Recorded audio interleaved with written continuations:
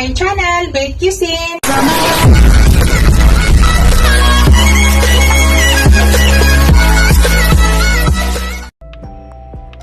Hello guys! To this video, magluluto tayo ng adobong sitaw. Yan na po yung ating sitaw guys. Nalinis ko na at yan, na-slice ko na yan. Ganun lang kalalaki ang ginawa ko. Lagyan natin ng pork liempo. Itong ating pork guys ay marinate ko na ng 1 oras. Ang nilagay ko dyan ay soy sauce at saka ground black pepper. Yun lang inilagay ko dyan. At maglagay tayo guys ng bawang at saka sibuyas. Tapos mamaya mag-add lang tayo ng ground black pepper at saka oyster sauce. Let's go guys! Hello guys! Start na tayo. Lutuin na natin to. Unang gawin ko guys, ilagay ko na yung aking pork. Hindi tayo maglagay ng oil guys. Ito ay may konting taba. Yun lang yung tanggalan natin.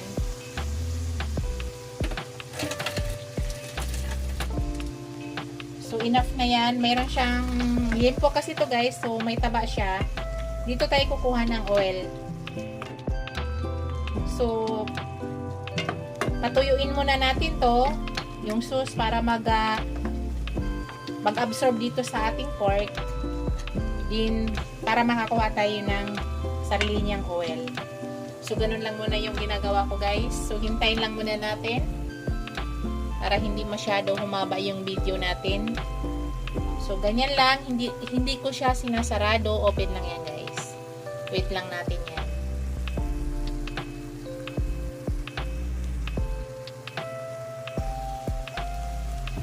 Hello guys. Ito na nangyari guys. Yan na yung nangyari sa ating pork. So sa ngayon guys, tatakpan natin para maluto yung pork natin habang nagpapatuyo tayo ng sauce para mag-absorb sa ating pork. So takpan lang natin yan. Hintayin muna natin hanggang matuyo. Pag tumuyo yan guys, makakuha na tayo yung sariling langis niya dyan or sariling oil. So wait lang muna natin yan. Buksan natin guys, titingnan natin.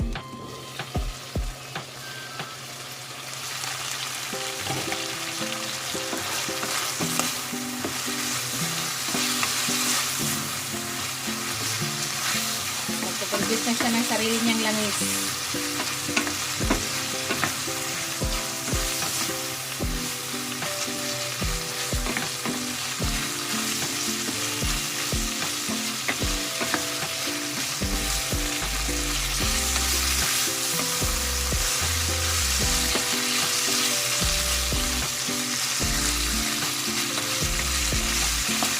Kita nyo guys, may langis na siya. Yan na yung langis na kailangan natin guys. So ilagay na natin yung ating sibuyas. Igigisa na natin.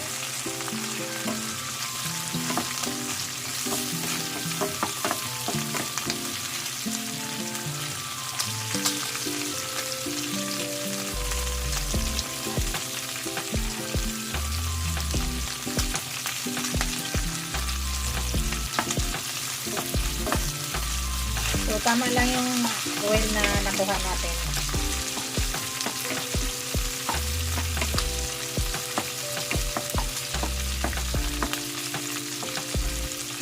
So, igisa lang muna natin saglit yung ating sibuyas. Ayan. Ilagay na natin yung ating bawang guys.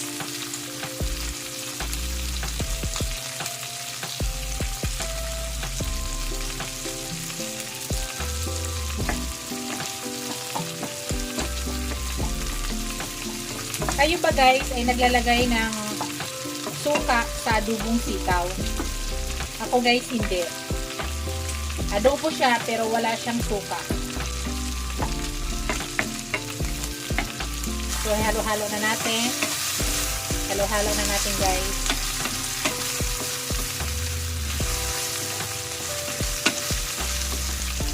Yung ating meat, luto na yan. Okay na yan.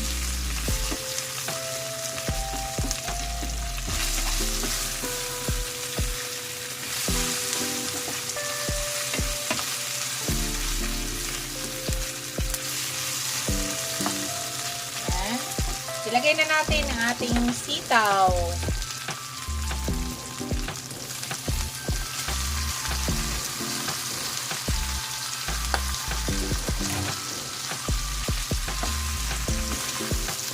Ito, ang sitaw ay maluluto lang sa steam niya.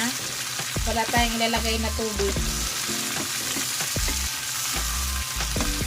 Kaya siya lutuin ng steam lang niya, guys.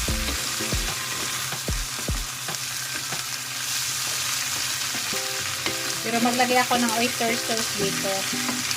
Saka mag-add ako ng ground black pepper.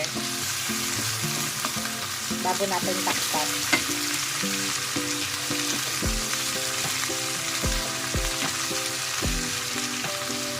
Maglagay ako ng konting oyster sauce.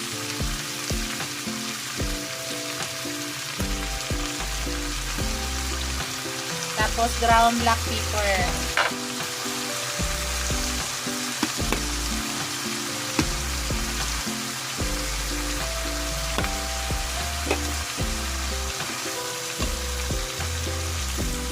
Meron na siyang sauce kaunti. Yan ang yung magluluto sa kanya.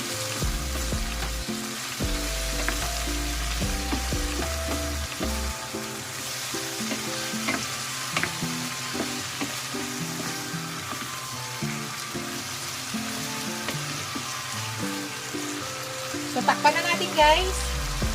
At i-adjust lang yung apoy para maluto yung ating sitaw. Hindi masunog ang ating painaan lang kaunti yung apoy at hintayin natin yan, guys. Tingnan natin, guys. Mix natin para magpantay. Kaya nagkaroon siya ng sariling kaunting tubig, guys, diba? So, hindi na kailangan maglagay ng tubig. Kasi mayroon yung steam niya. Pag tinakpan, magkaroon yan ng tubig. So, gusto ko sa sitaw, guys, ay ayaw ko ng overcook. Gusto ko tama lang siya. Titikman ko siya, guys. Kung tama na ba yung timpla.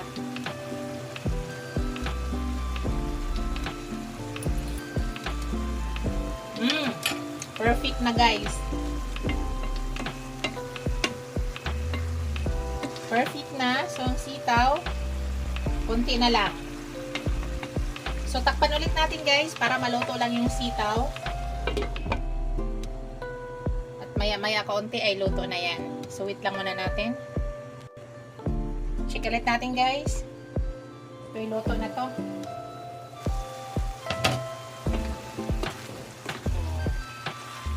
So, luto na siya, guys.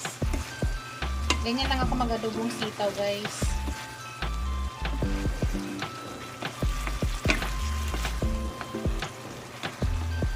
Ayan, luto na siya.